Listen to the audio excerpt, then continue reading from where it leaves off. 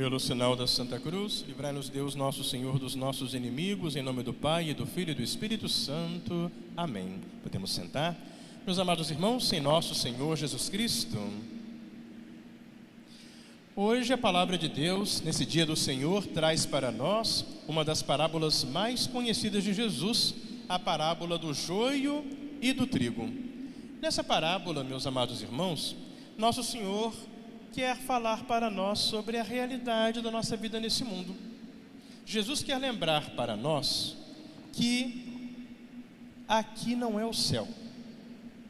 Esse mundo não é o céu.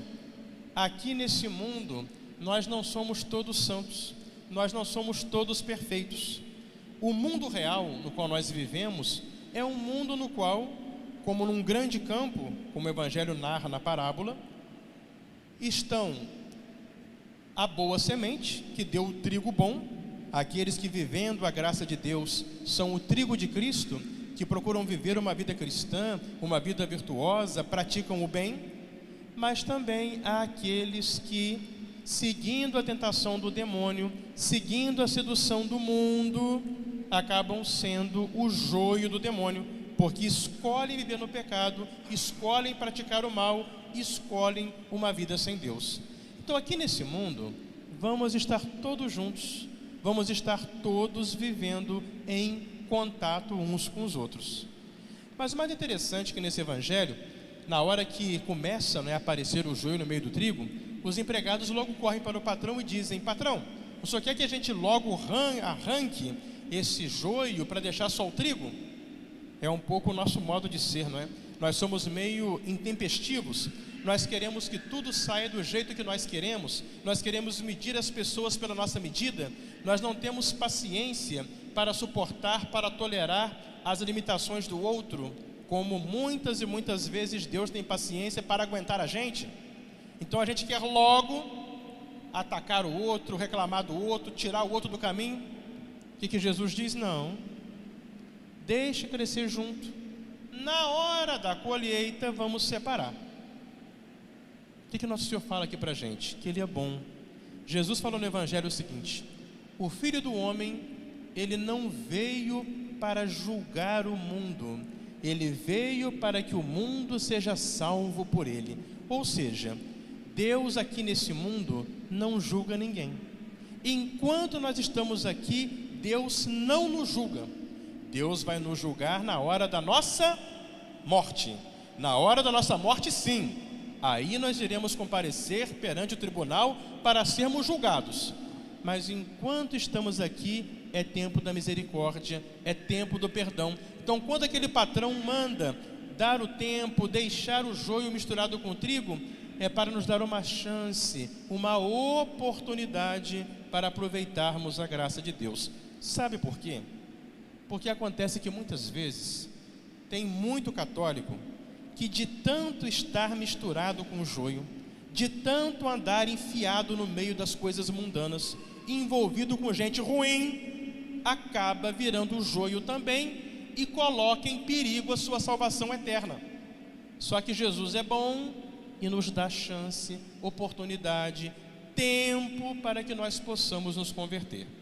O Papa Emérito Bento XVI, em uma de suas muitas mensagens para a juventude no tempo do seu pontificado, ele dizia que o cristão precisa de ter raízes. E ele queria falar com a palavra raiz, a palavra identidade. Quem é você? Você é o trigo de Cristo? Você é aquele que vive a graça de Deus como cristão? Ou você é um joio do diabo, que vivendo a sedução do demônio no pecado pratica o mal e se afasta de Deus? Então, diz o Papa, nossas raízes são a nossa confiança, a nossa entrega, a nossa vida de união, a nossa vida de amor a Deus.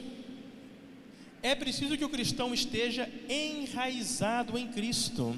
Enraizar-se em Cristo justamente é entregar-se de tal maneira a Ele, é fazer uma tal experiência de união, de amizade, de amor com Ele, que lançando as raízes, fundamentando a sua vida em Cristo, de Cristo, o cristão possa tirar esse dom da graça de Deus, que o santifica, que o faz viver de modo a agradar a Deus, que o faz ser o bom trigo de Jesus Cristo.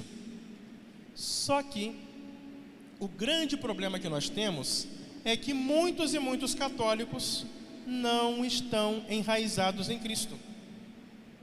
Enraizar-se, fundamentar a vida em Cristo, meus amados irmãos, é realmente colocar Cristo como a fonte da nossa vida. Assim como a planta, ela tira a seiva a partir dos nutrientes da raiz, Cristo é a fonte da graça, é a fonte da vida, é a fonte da santidade. Então é preciso que eu lance raízes nele, que eu conviva com ele, que eu tenha uma vida, que eu cultive essa amizade, esse amor com ele. Porque se eu não faço isso, o que vai acontecer? Eu vou colocar a raiz no lugar errado. Eu vou colocar a raiz no dinheiro, achando que o dinheiro será a solução dos meus problemas, e não vai ser. Eu vou colocar a raiz nos prazeres da vida, achando que curtir a vida, aproveitar aqui embaixo, vai me fazer feliz, e não vai. Eu vou colocar minhas raízes nas vaidades da vida, para poder satisfazer meu orgulho, meu ego, e no final das contas vou ver que eu sou um estúpido, eu sou um idiota. E a aparência ela cai, a verdade se revela, e eu vou ver a pequenez do meu coração, a minha fraqueza, a minha pequena estatura de ser humano, porque cego por uma vaidade idiota e imbecil. Essa é a realidade, meus amados irmãos. Só que, como pode colocar a sua raiz em Cristo? Aquele cristão que reduz a sua vida cristã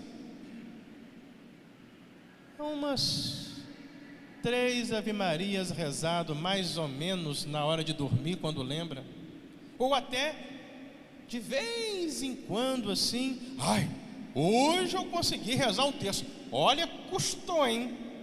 Mas custou tirar 15 minutos no dia inteiro para rezar um terço. Mas eu rezei, mas de vez em quando. Como pode ter a raiz em Cristo aquele católico turista de igreja? Chega na missa atrasado, não presta atenção em nada, não comunga, nem sabe o que é isso, e sai correndo. Então, meus amados irmãos, essas práticas esporádicas, isoladas, isso não vai. É preciso que você faça essa entrega, que você cultive um relacionamento pessoal com Deus. É o que São Paulo nos fala na leitura de hoje. São Paulo dá para nós justamente o que? O modo de nós alicerçarmos, o modo de nós lançarmos as raízes em Cristo. O que São Paulo fala para nós? São Paulo diz o quê?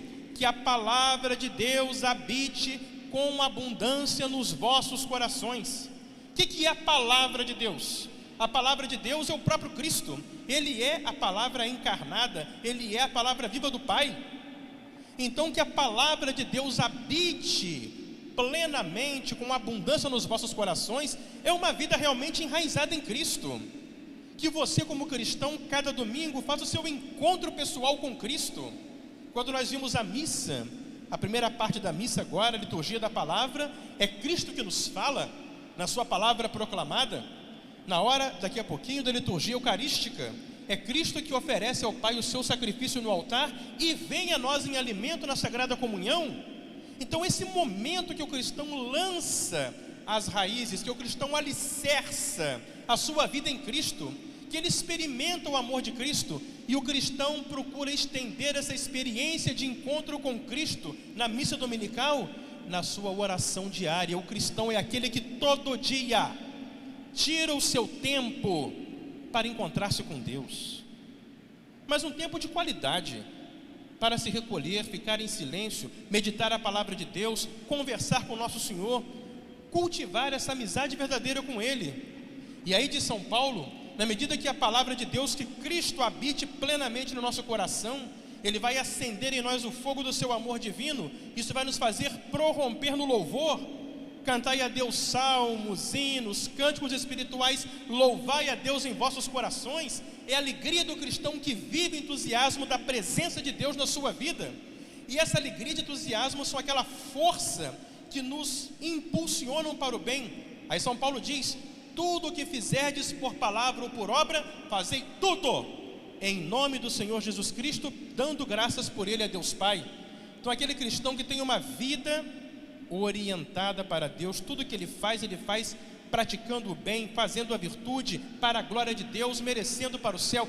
Aí sim, esse cristão está enraizado, alicerçado, ele busca em Cristo a graça divina que o faz vivo de verdade, que faz dele esse bom trigo de Cristo. E assim esse cristão, ele não vai se misturar no meio do joio, se deixar contaminar pelo joio do mundanismo, dos maus exemplos, do pecado, mas pelo contrário, sendo o bom trigo de Cristo, ele vai ser presença de Cristo, que com o testemunho da sua vida vai influenciar quem tiver ao seu redor.